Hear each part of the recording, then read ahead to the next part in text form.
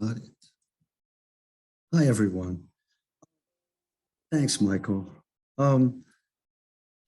Tonight's talk, I'm going to talk about a French trail between Fort St. Joseph and Fort Ouiatenon. Just as a way of introducing myself a little, I know some of you, I don't know all of you. I'm a research associate along with archaeologists Margaret Brown and Bob Masrum at a new foundation, a Foundation for Illinois Colonial and American Studies. And I'm also the French to English translator of the Jesuits' Miami, Illinois dictionaries for the Miami Tribe of Oklahoma at the Miami Institute at Miami University of Ohio.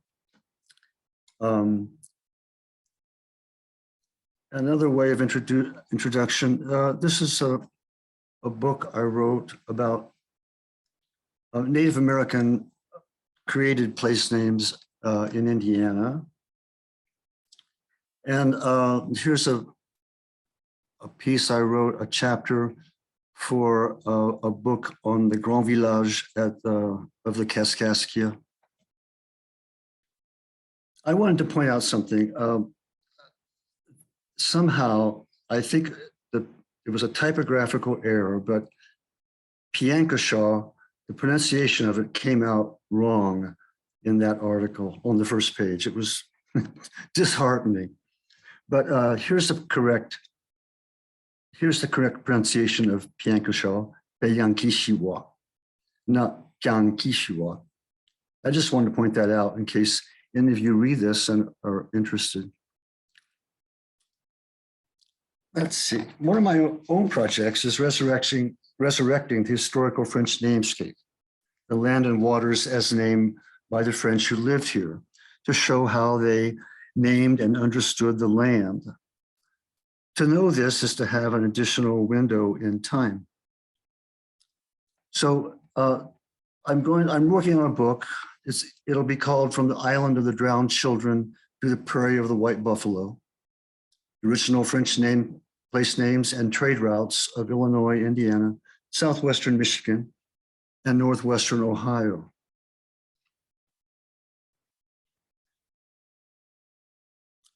My book will incorporate, among other things, an in-depth analysis of several of Pierre Potier's itineraries. Pierre Philippe Potier, here's a little bit about his life. He was a Jesuit missionary who settled in Detroit. He was from Belgium. He traveled to Quebec in 1743 and then to Detroit in 1744, where he spent the rest of his life until 1781.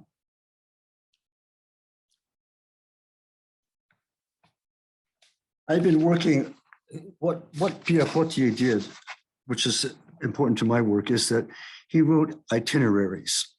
He copied trader itineraries for southern Michigan, Northwest Ohio, the Wabash Valley, and the Illinois River Valley. And these are the foundation. In fact, this is the holy grail of French place names in the lower Midwest. What I'm trying to do is resurrect this map, so to speak, of how the French knew this place.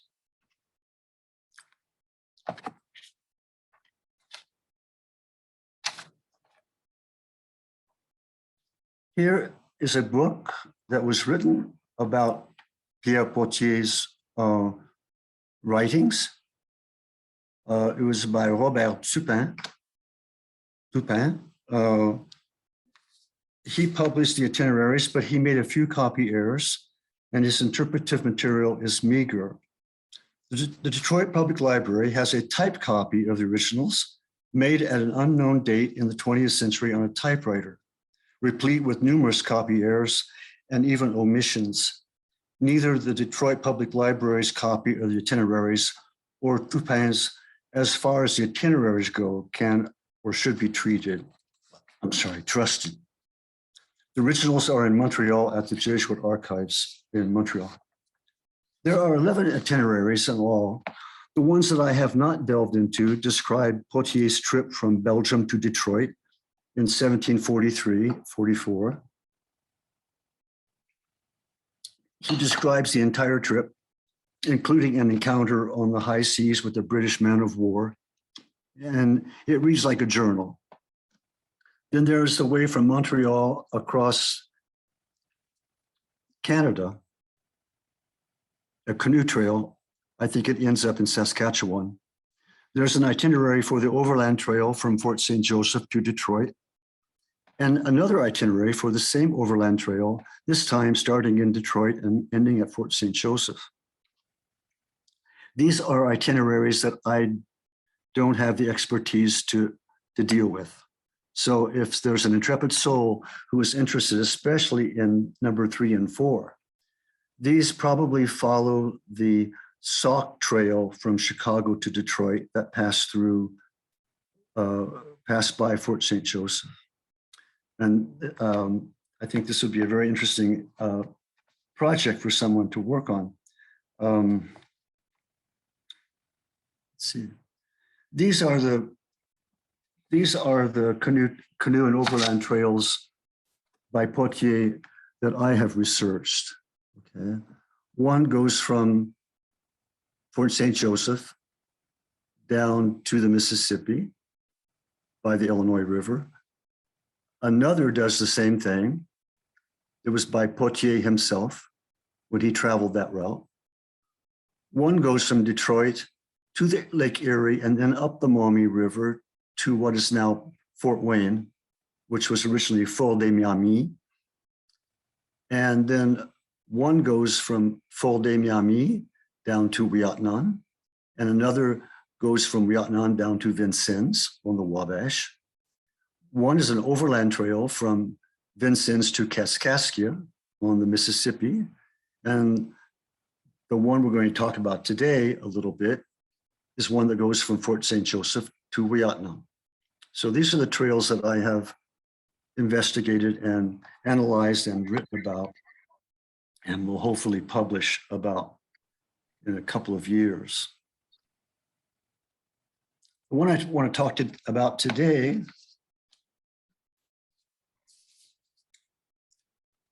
is this one. Let's see, I'm gonna read this because if I don't, I will lose everything.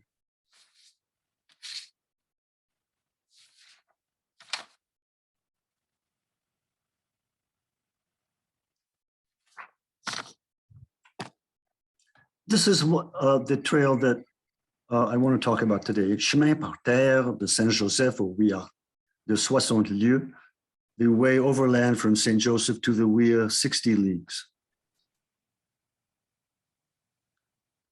And I want to revisit it. I want to revisit what I talked about in November to the French Canadian Heritage Society of Michigan. We talked about there's on this trail, just south of Fort St. Joseph, is a stream called Le Ruisseau des Pères, the stream of the priests, the stream of the fathers. It's a St. Joseph River tributary in the state of Michigan. It enters the river from the west, just north of the Indiana state line.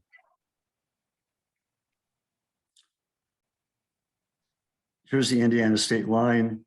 Here's Le Ruisseau des Pères.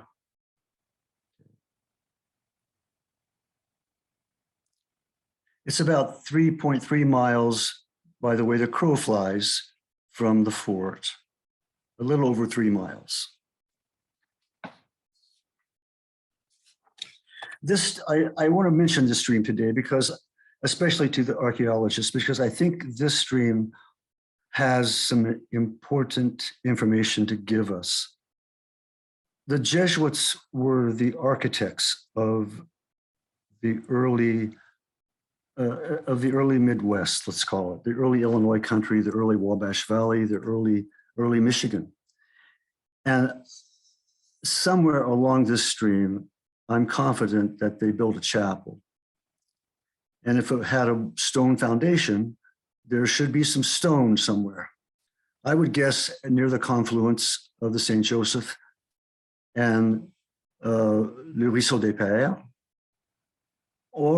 but of course the Miami village that the Jesuits were attending to at this time would have stretched along the stream. So the chapel, the Jesuit home where they established themselves here could be anywhere along that stream, actually. This man, Leopold Pokagon, the Potawatomi leader, his personal name is Pokagon, meaning canoe rib or roof pole of a lodge. He also, his people also lived along this stream at its headwaters, which was near the Chicago to Detroit Trail.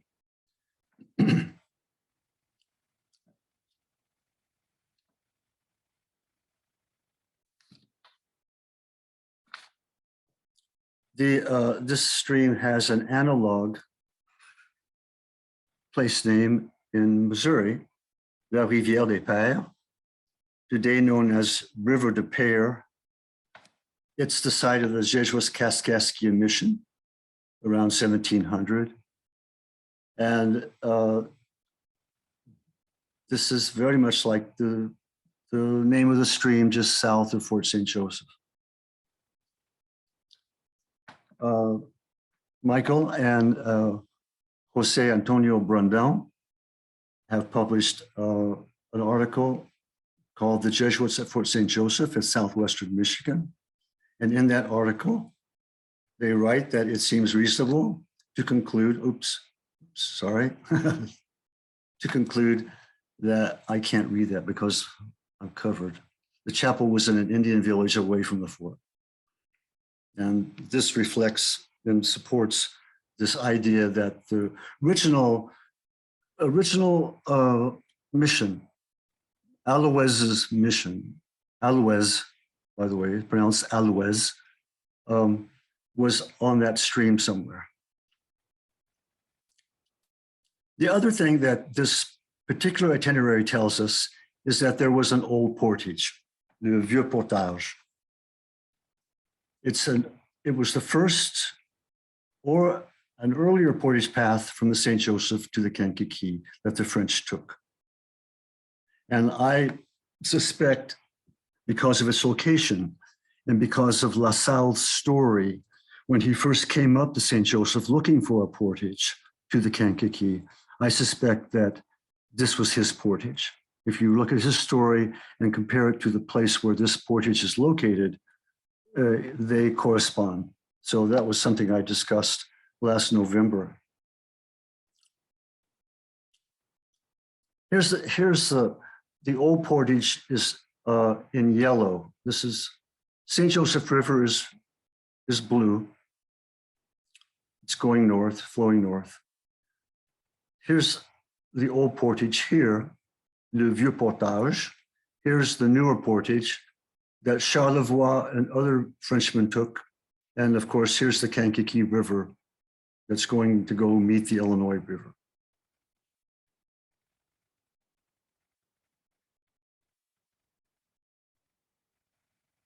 So today I want to take a closer look at the same itinerary, Chemin par terre de Saint-Joseph au Ouiatenon.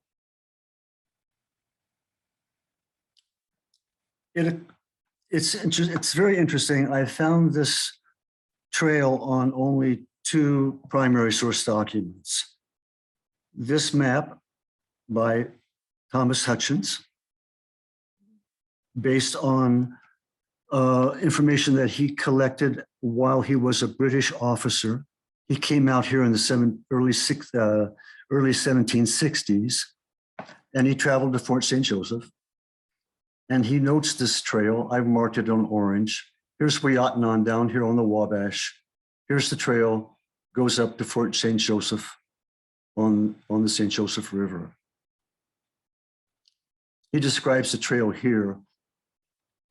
This is a very famous map, a new map of the western parts of Virginia, Pennsylvania. It was published in 1778, but it's based on information he gathered personally in the 1760s, early 1760s.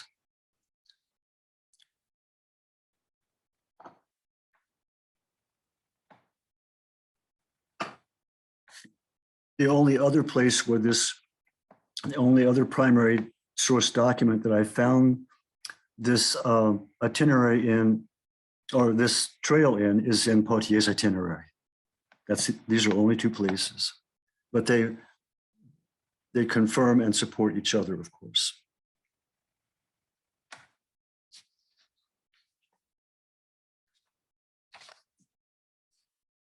Potier's itinerary is important because of three things.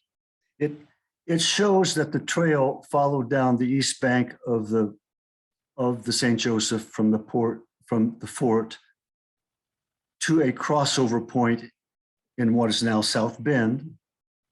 And then it crossed not just the edge of the Kankakee itself, but it crossed over three of the Kankakee's major tributaries before it got to Ouiatenon. And this is important information. And we're going to look at those tributaries in a moment.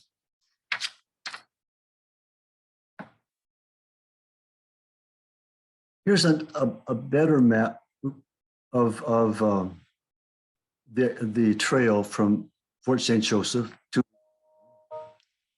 This is the basic direction of the trail. Ouiatenon is down here on the Wabash River. These are Kankakee River tributaries that Hutchins talked about and which the trail goes over.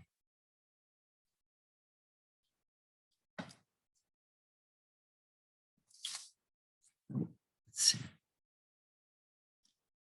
There, I can read it now. Fort Ouiatenon was established by the French in 1717, and the use of the native trail between the St. Joseph River and the Ouia villages on the Wabash near Fort Ouiatenon would have been used by the French starting in 1717, at least if they hadn't already visited before that time. The French followed some Miami from the St. Joseph River area to what is now Fort Wayne, Indiana in 1711. And they stayed around, but did not finish the construction of a fort there until 1722. So Potier mentions the overland trail between Fort St. Joseph and Fort de Miami, but did not record an itinerary for it.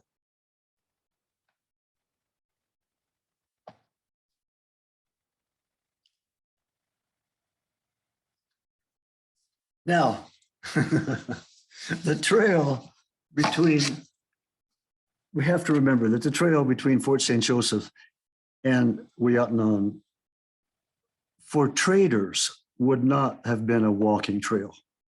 It's over 160 miles by way the crow flies, 160 miles from Fort St. Joseph to Fort Ouiatenon. And a lot of it is through very, very wet terrain. We're going to see a little bit about that in a second. And we do have a little bit of archaeological evidence from Fort St. Joseph and from Kaskaskia, and assuredly someday from Ouiatenon, that horses were used in the early 1700s. In fact, we have linguistic data that shows that they were known to the Illinois and the Miami by the 1690s. And interesting enough, here's what they were called. Nekatokashiwa, horse. That's the Miami, Illinois word for horse. Here's how it was recorded by Largillier for his dictionary from the 1690s. Nekatokashiwa, and it means one toenail. That was the word for horse in Miami, Illinois. One toenail. And it's interesting, this word for one toenail is shared by Potawatomi and by three languages which are actually one language, Sauk, Fox, Kickapoo. And these three languages, Sauk, Fox, Kickapoo, Miami, Illinois, and Potawatomi, share this word. And Potawatomi, according to David Costa, a linguist who studies Miami, Illinois, and other Algonquian languages. He believes that Potawatomi borrowed the word from Sauk based on linguistic evidence. Now, whether the Miami and the Illinois or the Sauk were the first ones to name this horse one toenail, we don't know. But those three languages share the same word for horse. Nekato kashiwa.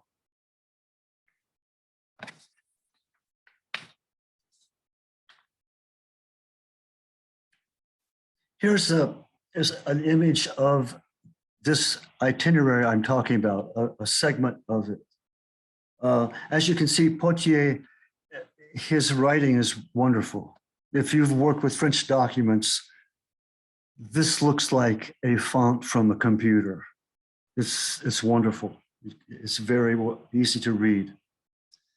And we may never know the exact route of this itinerary, of the trail, because it has been obliterated by plowing for 200 years.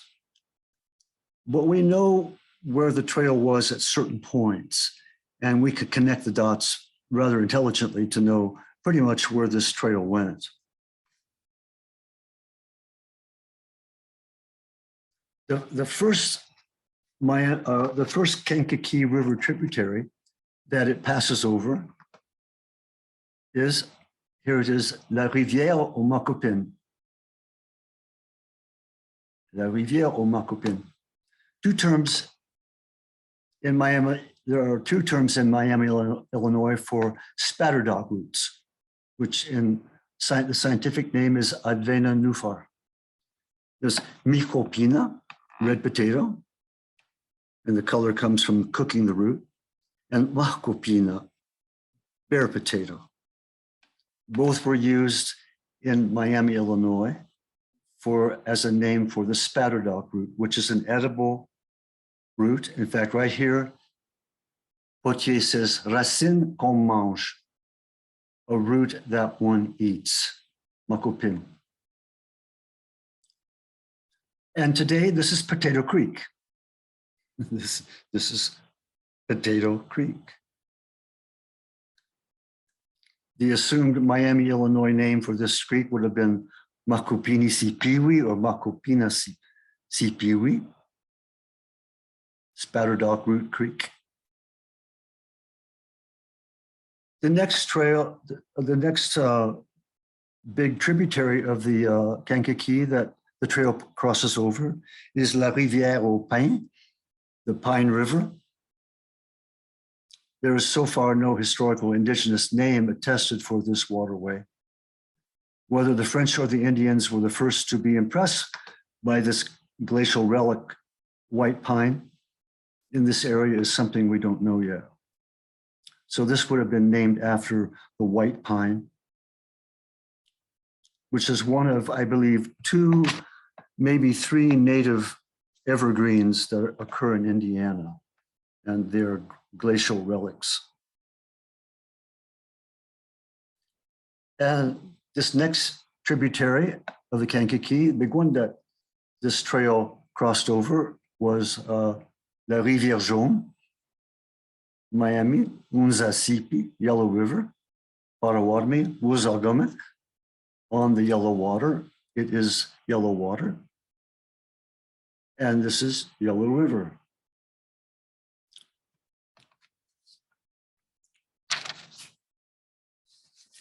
The thing about Hutchins' map, let's go back for a second.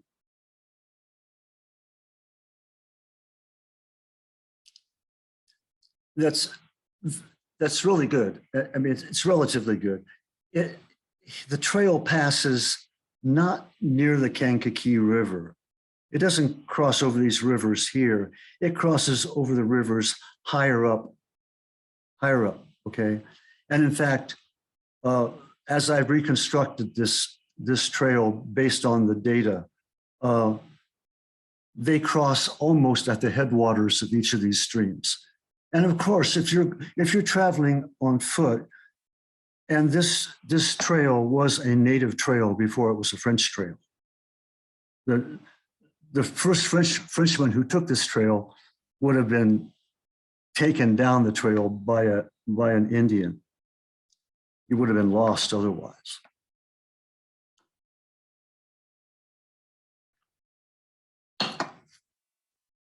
And so if you're traveling on foot, you want to avoid having to cross or swim across rivers. And so these rivers, la Rivière au Pin, Macopine, and Jaune, they would have been crossed near their headwaters where it was shallow. The next thing that one encounters as you go down on this trail, the next big thing is Le Grand Lac, the big lake. This is Lake Maxinkuckee. Maxinkuckee comes from Minxanakiki. It is big stone country. It refers to glacial drift boulders. Oops, sorry.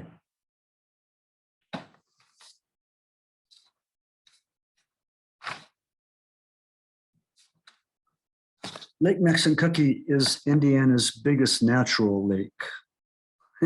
It's fitting that the French traders called this Le Grand Lac, right? The big lake. It was the biggest thing they'd seen in this area. And Indiana, if you're not familiar with the state, the northern part of the state, which was glaciated most recently, is full of lakes. It's like a land of 10,000 lakes. The southern part of the state hardly has any natural water on the surface, except intermittent streams and a few rivers. So Lake Maxinkuckee was very important and very noticeable to people who traveled down this trail. And the itinerary is nice because it says the big lake. I'll do it in English. You go down the right side, and at the end of the lake is a wet prairie. And this is something I want to talk about. So here's a nice picture of Lake Maxinkuckee from a long time ago. Big lake, it's a grand lake.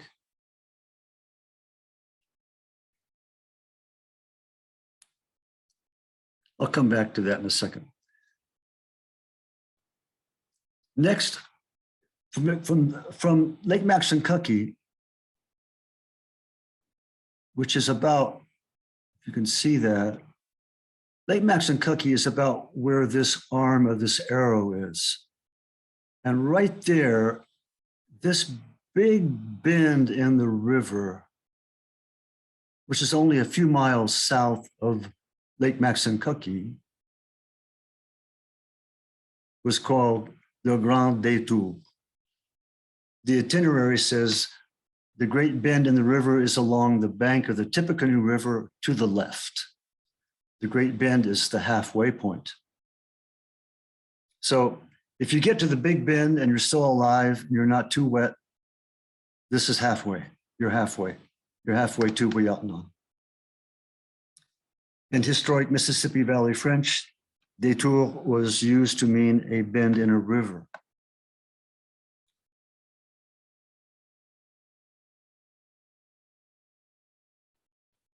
And there, this was the big bend, this thing right here.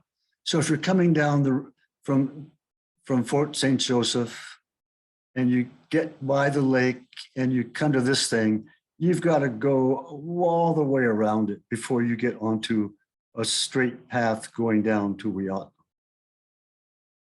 So it is definitely a detour.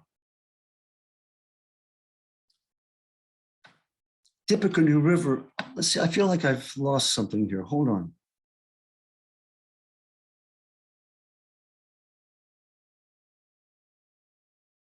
Maybe I'll get back to it. Tippecanoe River is named after the buffalo fish. Its Latin name is Ichthyobus. Tepequana, Tippecanoe, Tippecanoe. This is a long-lived fish whose current status is threatened. It looks like a carp. This is a picture of a buffalo fish. This buffalo fish is about 80 years old. They live to be really old. They lived into the hundreds. And they were apparently abundant in the Tippecanoe River, for the Miami named the river after this fish. Images of the buffalo fish appear in the first centuries of the Common Era in Middle Woodland tradition iconography. If you check on the sides of pottery, Hopewellian pottery, you can sometimes see pictures of the buffalo fish. It's a beautiful, beautiful picture. Below the fork, below the detour, you came to La Fourche de Tippecanoe, the Tippecanoe Fork. Now, this is not the confluence of the Tippecanoe River and the Wabash. This is the confluence of the Tippecanoe River and Big Monon Creek, a western tributary of the Tippecanoe. It comes from the northwest and flows into the Tippecanoe where the black arrow is on the map. So here's the detour here, and you follow down the Tippecanoe River to this fork, and here comes Monon Creek into the Tippecanoe River right here. So you had to get over that creek right there to continue your walk. And that was called La Fourche de Tippecanoe.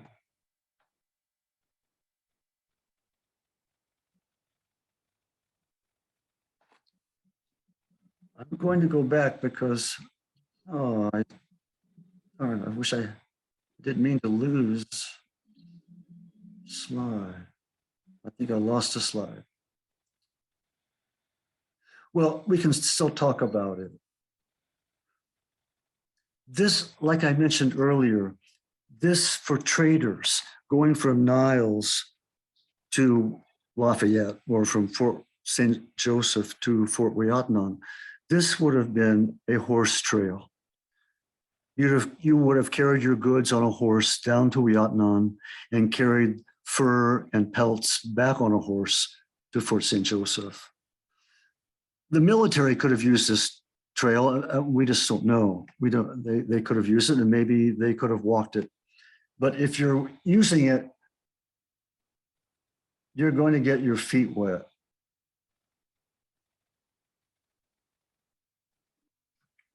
Let's just take a look at this. So here, I'm going to use the arrow. Can you see the arrow? This says muddy prairie, prairie bourbeuse, okay? You go down here, you say, il y a mauvais. It's bad going. Again, here you have another little stream going.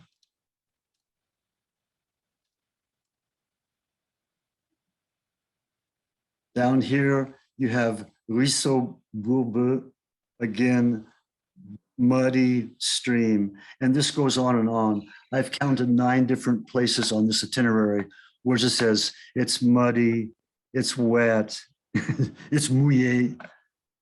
You know, you can't, you're going to get your feet wet.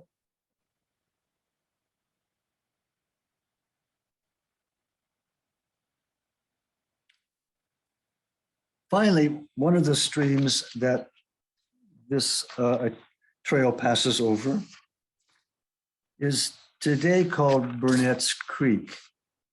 Burnett was a soldier in the Battle of Tippecanoe against the Shawnee prophet, Tenskwatawa.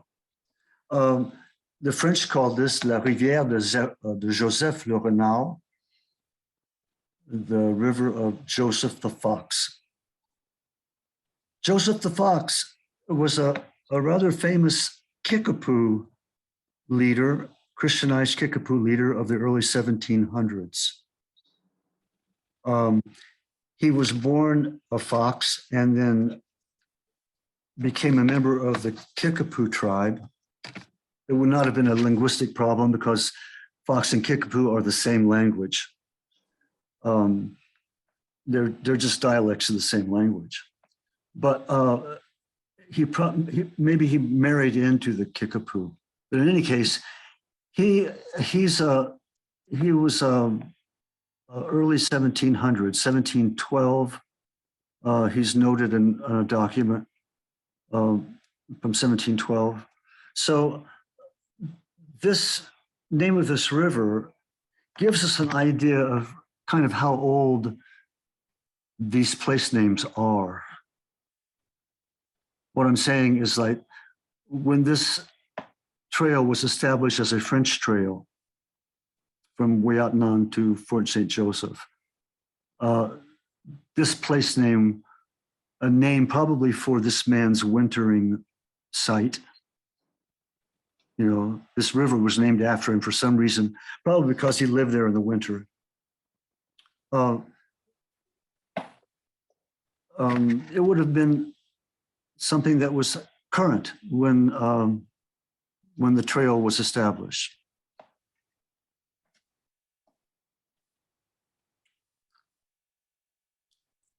Before I go, I want to talk about spellings. The French spelling of this is with an A, Ouiatenon. English spelling is with an E, and I think people say Ouiatenon.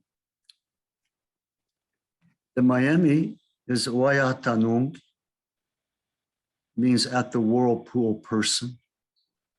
That's what Ouia means. It means a whirlpool person. And so Ouiatenon means the whirlpool person's place, people's place. And the Ouia village, Fort Ouiatenon, is located at these coordinates, if you're interested in finding it. It's not a secret. It's not an archaeological secret. Everyone knows where it's located. There's a foundation now that's working to promote excavations at the fort. Michael knows more about this than I do.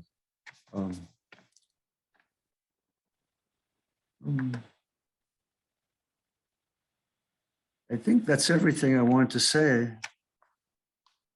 Merci d'être venu aujourd'hui. Thank you for coming today. Great.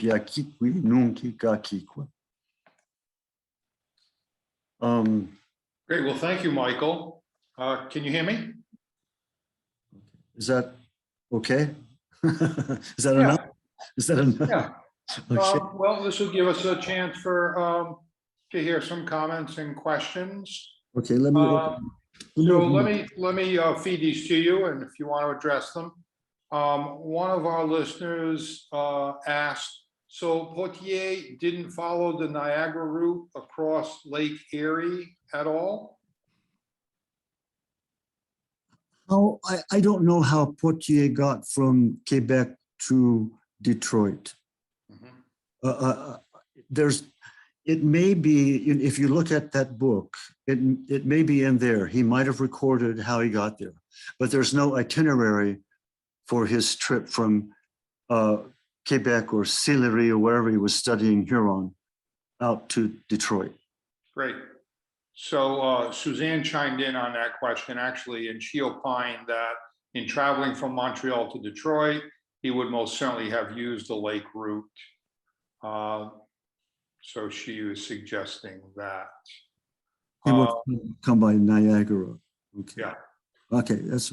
I thought it might be interesting to note that Niagara means neck. It's neck in Iroquoian. It's not Miami. It's Iroquois. It's that strip of land. It's the neck. Okay, yeah. Good. So Terry Martin mentioned that we have identified horse remains at both Fort St. Joseph and Fort Ouiatenon. Okay. I can say with regard to Fort St. Joseph, they are few and far between. I don't know the frequency at Fort Ouiatenon, and you probably know that Hutchins mentions that the French in 1762 had a few horses and a milch cow. So that would confirm your point that the travel between those locations may in fact have been by horse. And Peanut recorded that, I'm sorry, yeah, Peanut recorded that word at Chicago in 1698. So somebody knew about them at that time who spoke Illinois. Yeah. So at that early date, those horses are not coming from the Southwest, are they? I imagine how could they not be? I can't see how they would get horses up the rivers, Okay. over the portages, down French River to, Okay. So they're coming from the Southwest across the plains through the Spanish connection. Yeah, to the Pawnee. Yeah. Okay. Let's see. I'm going to call on Cole Rattan here, who I know is citizen Potawatomi, because he made a rather pithy comment here. He wrote Nekadosha Potawatomi. Cole, would you want to expand on that if you're listening? I just put the word for horse when he was talking about the horse. That's what that was. Okay. Very good. Is that a cognate, Michael, of some of the other terms? Yes. Oh, definitely. Okay. Yeah. Very good. Thank you, Cole. Let's see. Tim asked, have you studied the trail from Kaskaskia to Detroit? We have it coming to near or through Danville, Illinois, the Piankashaw Village on the Vermilion, then through my county or maybe through my property, then on to Detroit. This would possibly include stops at Ouiatenon. I don't know about that, but that sounds simple. I only know about the one that goes from Kaskaskia to Vincennes. Okay. Which is the one George Rogers Clark and the boys took. And, it was a very established buffalo trail. It was used by everybody, right? Yeah. And a dangerous trail too. And let me ask, Poitier's manuscript is housed where, Michael? Well, most of it, I think it's split into two places. A lot of it is in the Jesuit archives in Montreal, and the other is in Quebec. And I think it may be at Laval University. I'm guessing. I've only done my research at the Montreal archives, and that's where my itineraries are located. Okay, thank you. Sure. All right, Cole, I'm going to call you out again here because you got an Illini name that I won't be able to pronounce. Is there anything Illini in this name? Go ahead, Cole. I've heard it pronounced Awabukwe, but I know we've discussed that there's also people claiming it's Ottawa. I was just wondering, as far as a linguistic question, because I think I did see a Marie Catherine Awabukwe listed as Illini. I was wondering, in that name and the way that it's spelled in the chat, is there anything Illini in that name? As far as with your expertise. Well, it could be. It could be. I mean, Illinois names look like that, and I'll write it down. And if you want to, I'll work on it. It's definitely a woman. Thank you very much, Michael. I appreciate that. I'm doing family research on the side. So. Oh yeah. If I don't, I'll have my email address somewhere. Yeah, okay. Cole is one of the archaeology field school students, so we can easily put him in touch with you, Michael, if you'd want to correspond with him. Yeah. Great. Yeah. Thanks, sure. Cole. Thank you. Do you know, Okay. do you know who recorded it? Do you know where it was recorded? This- She's had multiple. She's in a lot of records at Fort St. Joe, and she's been in books. Her first name is Symphorose, like SYMPHOROSE.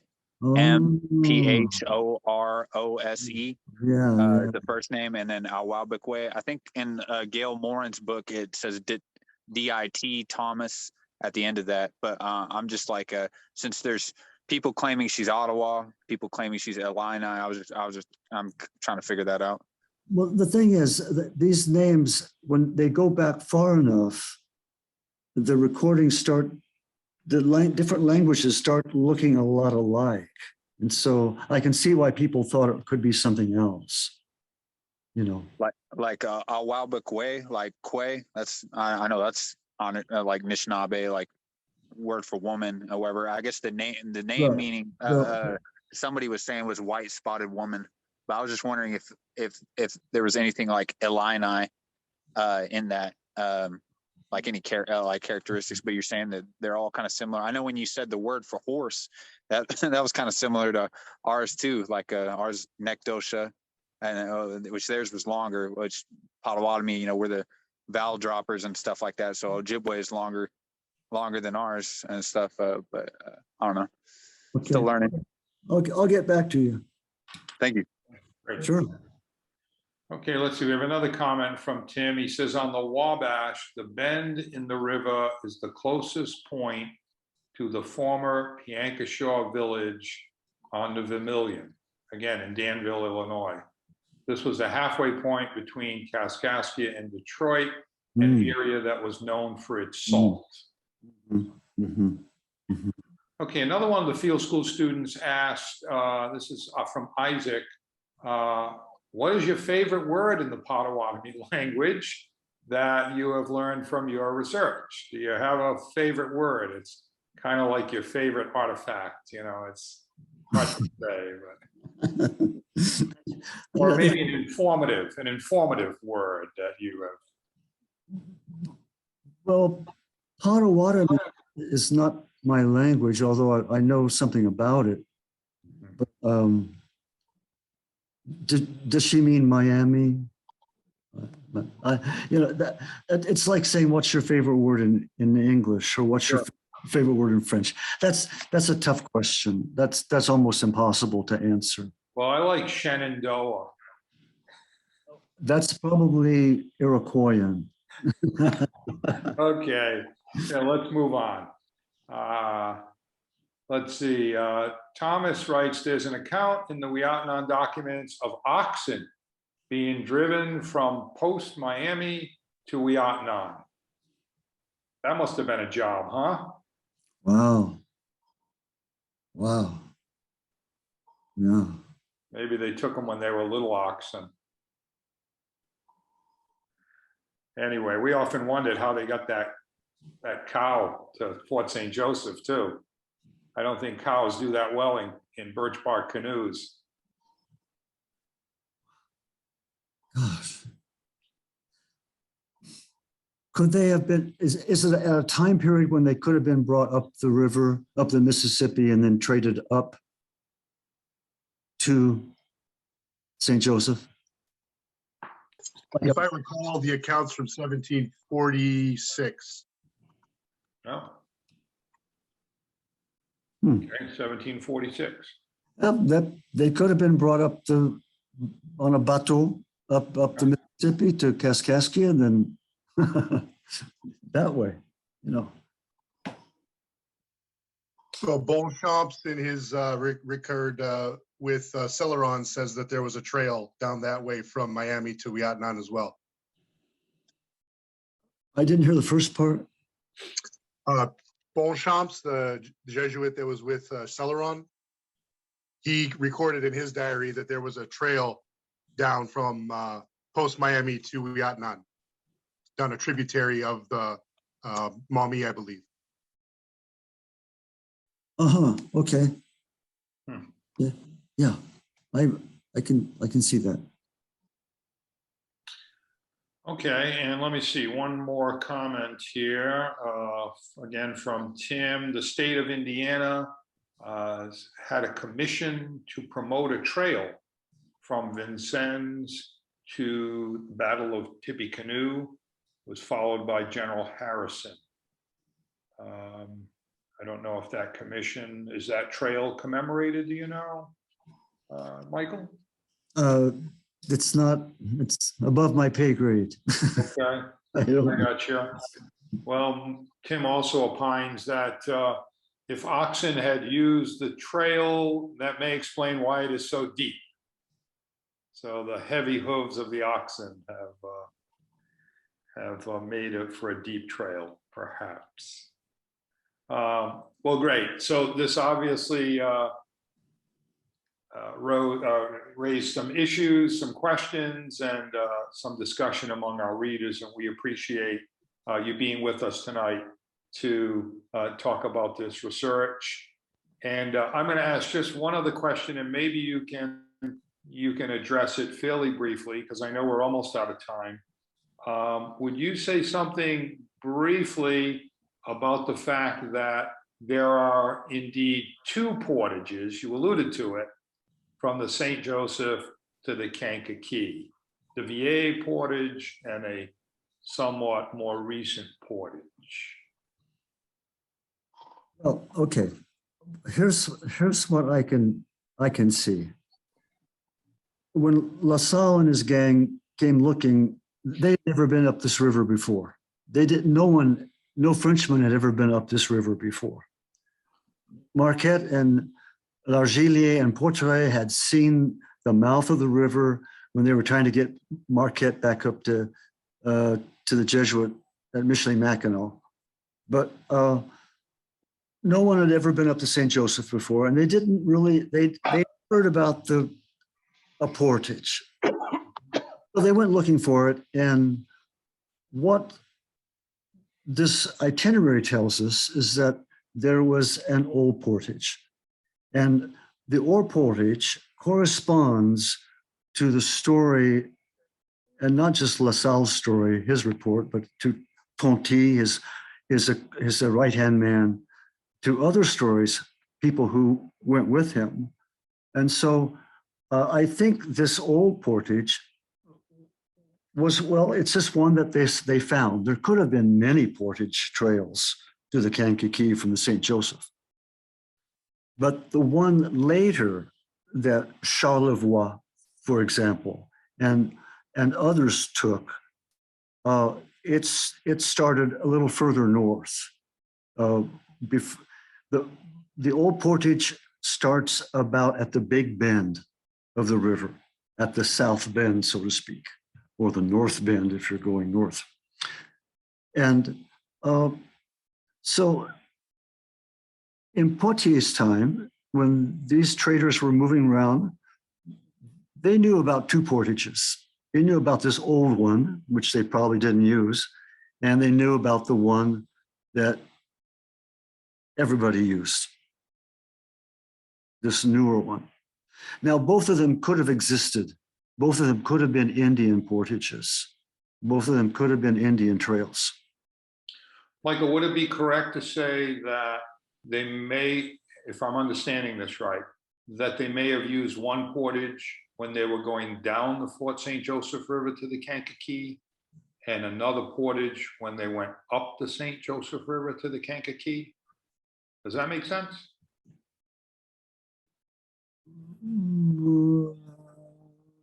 I don't know. I mean, Okay. Okay. I don't know. All right, we'll leave that out there then as a question. A number of people mentioned how much they like your translations and they like your work, and they're looking forward to your book. And I can hear somewhat quietly a virtual applause that's happening. And so thank you so much. I'll just let you get the last word in if you would like. Oh, just thank you everyone for coming. Thank you. Great. Appreciate it. Thank you so much. And folks, this will be recorded and available at a future date. So you can tell your friends and you'll be able to find it through the Niles District Library or through the Fort St. Joseph Archaeological Project. We have one more presentation next week about an individual who lived at Fort St. Joseph, actually one of the descendants of that person. So do join us then. Okay, thank you all again and have a good night.